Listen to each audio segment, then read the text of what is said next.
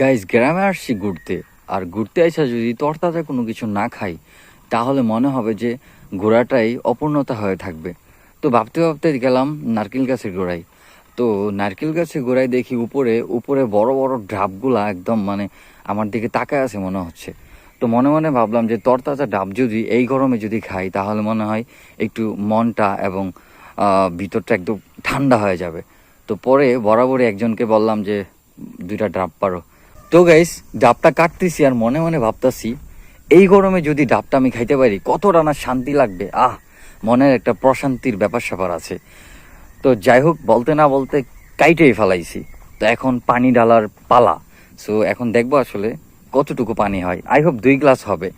তো যাই হোক, বলতে বলতে পানিও ডালা শেষ। ডাবের পানি এই মগটাতে নিলাম। তো এখন গ্লাসে ঢালতেছি আর শান্তি লাগতেছে। প্রথম ভাবতেছি 1 গ্লাস আমি আগে খেয়ে দেখি, তারপর হচ্ছে অন্য কাউকে দিব কি দিব না, পরে চিন্তা পরে। তো বলতে না বলতে ফুল 1 গ্লাস নিয়ে ফেলছি, খাচ্ছি।